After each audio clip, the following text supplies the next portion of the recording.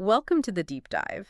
Today we're really immersing ourselves in a world that's defined by just this utter existential asymmetry. Okay. We're looking at a tabletop role-playing game. It's called Borg, and it centers on these small, highly specialized woodland creatures. Desperately fighting these colossal mechanized enemies. Exactly. And it sounds like, a fun kind of dark fantasy game on the surface, but we're using it as a launch pad for something much, much bigger. We really are. We're holding this game up to the light of two incredibly potent external texts.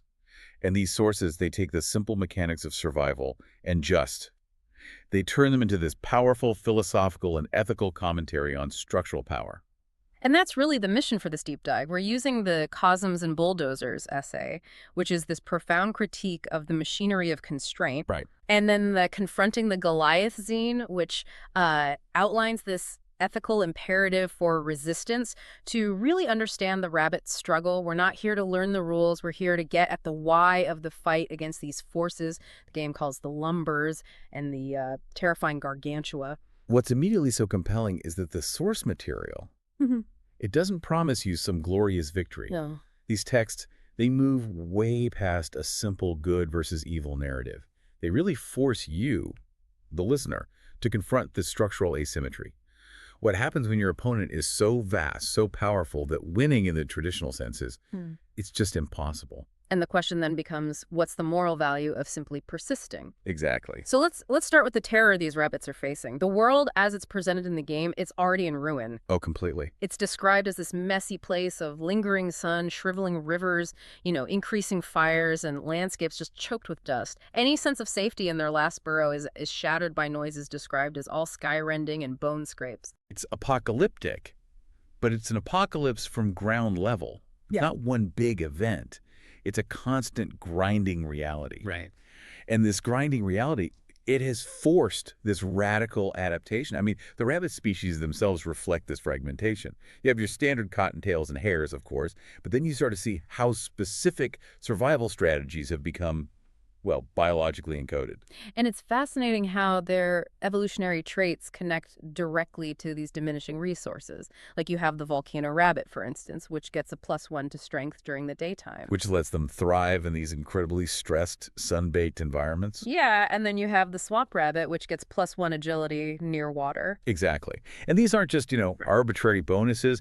These traits are a direct consequence of being confined to niches that are either incredibly hostile or, in the case of the swamps and rivers, rapidly disappearing. All because of the Goliaths. All because of the Goliaths. Their own biology is reinforcing the constraints of their environment. And their classes, the way they've organized, it sort of formalizes their chosen paths for survival. You've got the Scriper, which is your traditional tank D10 HP, focuses on gear, direct combat. But then the strategies become, philosophically divergent. Massively so. I mean, take the Warlock. The Warlock thrives among these incomprehensible monstrosities, basically learning the language of the enemy. Right. They use D6 forbidden runes like calm microplastics or electric cord. They're surviving by integrating the toxic reality of the enemy's presence into their own magical system. And the direct ideological counterpoint to that is the Seed Whisker. Oh, yeah. The Seed Whisker is so traumatized by the catastrophe that they actively shun all trappings, all runes of the lumbering ones. Their faith is placed solely in the forest. They're focusing on things like Call Flood or Summon Swarm.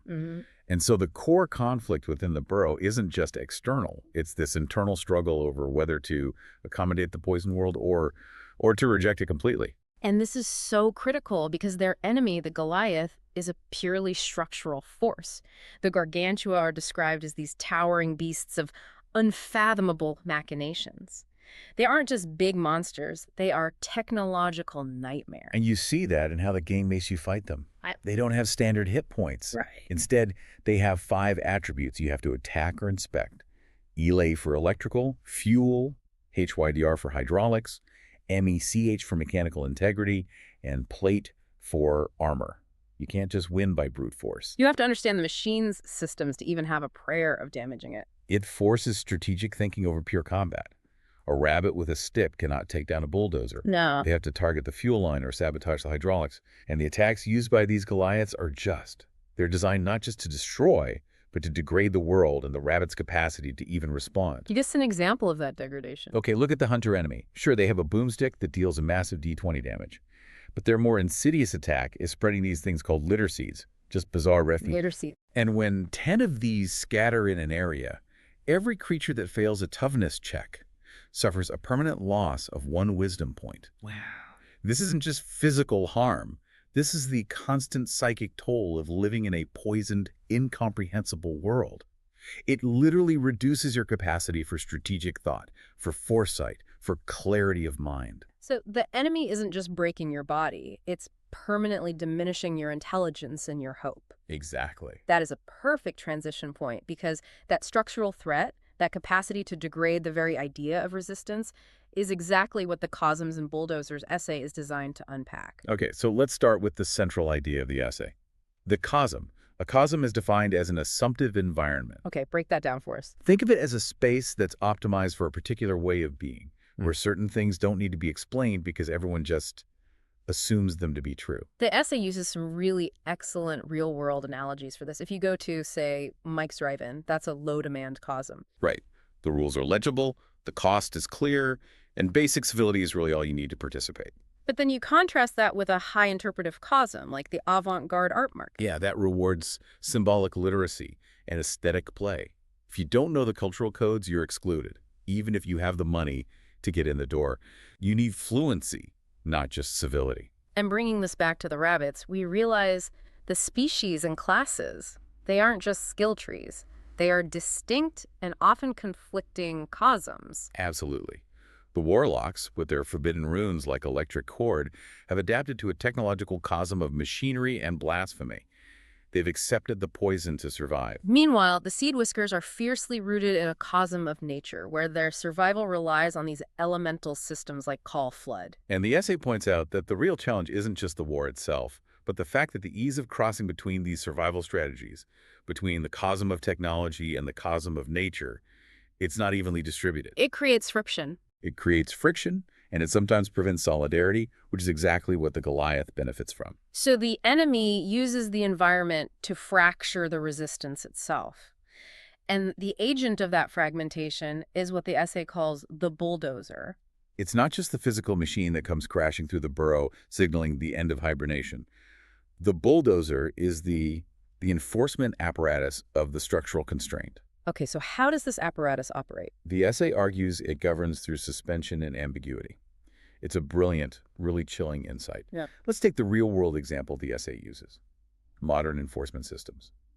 Legally, the enforcement of something like deportation or displacement is often civil. It's a matter of paperwork, compliance, process. But subjectively or Yeah. phenomenologically, as the essay says, it is delivered by militarized agents and it resembles terror. Exactly. And both are true simultaneously. The system benefits immensely from this ambiguity.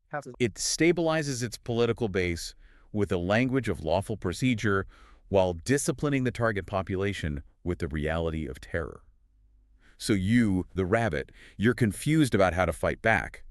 Are you fighting a legal policy or are you fighting a physical monster? And the rules just keep shifting. The rules keep shifting, and that ambiguity is what keeps the entire structure durable. That sounds just exhausting. How is that level of ambiguity sustained day to day? It's sustained by what Kurt Vonnegut called FOMA, a concept the essay adopts. FOMA are harmless untruths that make life bearable. The sustaining story. The sustaining stories of any cosm, and they come in two flavors. Okay, we need to contrast those two types of stories for the listener. So first we have the FOMA that build connection.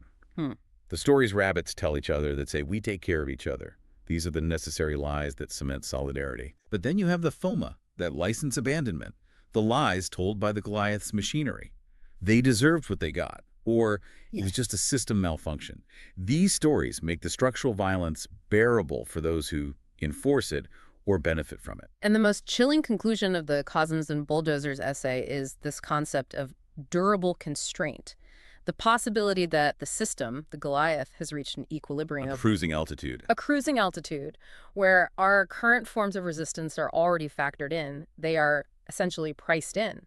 And if the enemy has already accounted for every strike, every protest, every legal challenge, then what is the point? Yeah. That structural reality is so bleak, so flattening, that it takes us directly to our second text, the Zine, Confronting the Goliath. And this zine, it's not about a strategy to win the war. It's about providing a necessary discipline for not becoming flattened under that structural constraint.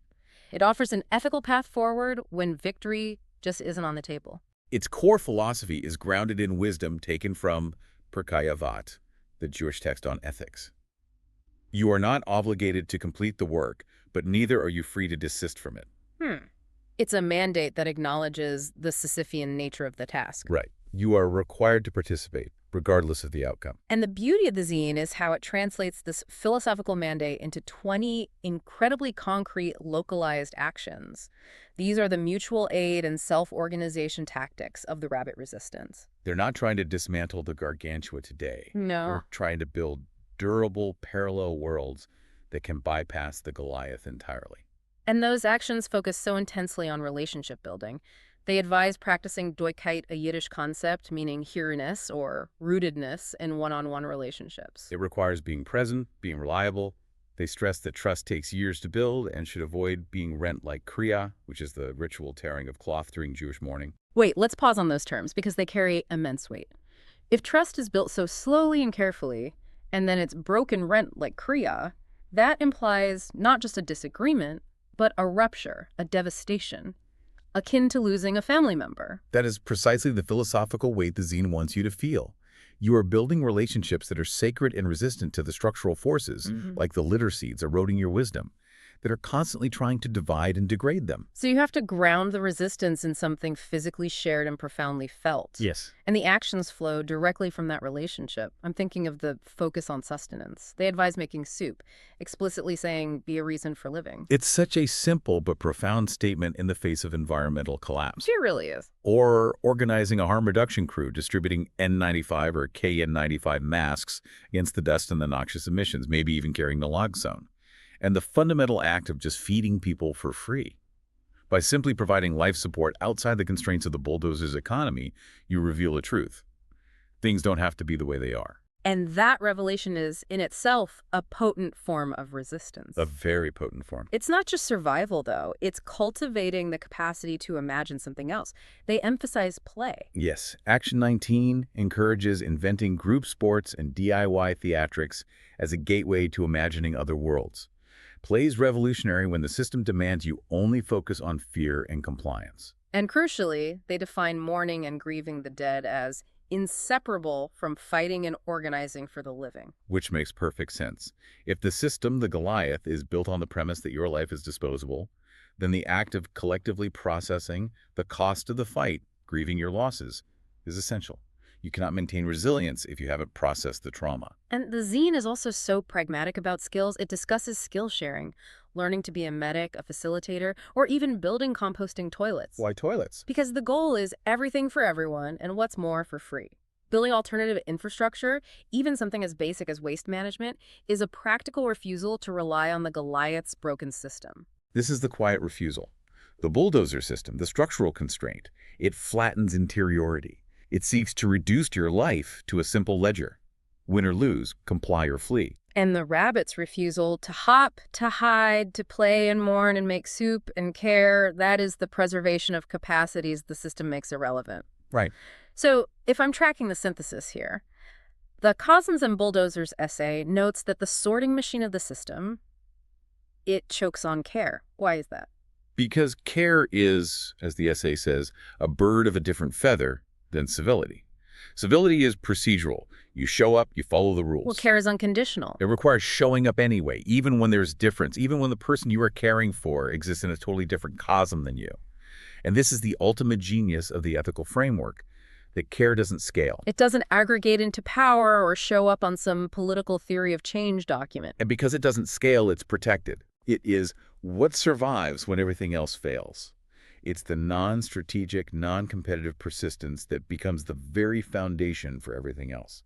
It's the lasting power of the Burrow. So we began this deep dive with a tabletop game about small bunnies fighting giant machines.